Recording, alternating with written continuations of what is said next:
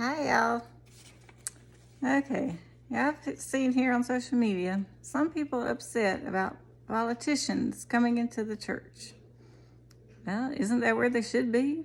Don't we all need to be in church? Two examples from the past couple of weeks I've seen. Brother T.D. Jakes there in Texas. He had Beto O'Rourke, who's running for governor there in Texas, in his church. I'm not sure which day that was, but past couple of weeks, I think. And then this past Sunday, October 30th, Brother Creflo Dollar had Stacey Abrams, who's running for governor in Georgia, there in the state of Georgia, in his church. Well, don't they need the word of the Lord too, those politicians? I think so. As from what I understand, both of those politicians are on the wrong side, supporting the things that God doesn't approve of. But that doesn't mean they don't go to church. That doesn't mean they shouldn't go to church.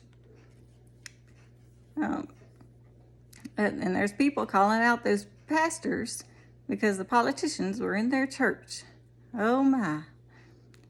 Don't you want our politicians to go to church? I know I sure do. Man, I would love it if every politician up there was a good Christian man or woman. Oh, how things would change.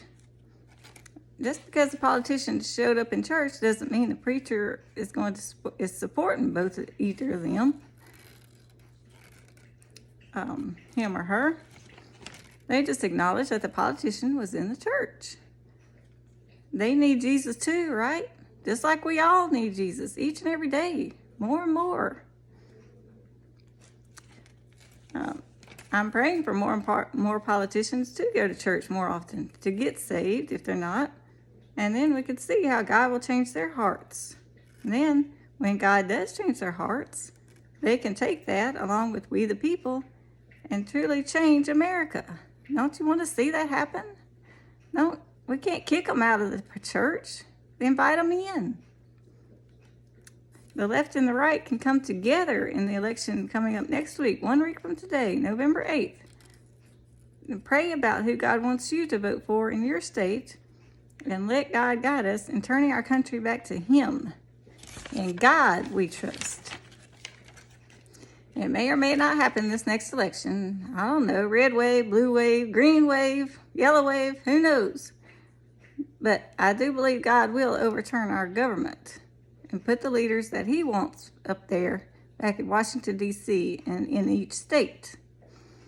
Let God guide you in how you want to vote for His kingdom and His values, not man's values. If the person that you vote for next week isn't the one that you voted for, you could still pray for him or her, whoever the politician is. Let's open the doors of our church.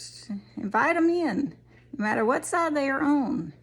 And let God change the hearts and minds of Christians and non-Christians alike, politician or no politician. Open the doors of your church to those who are, quote, on the wrong side. Then we can be, again, one nation under God. Love y'all.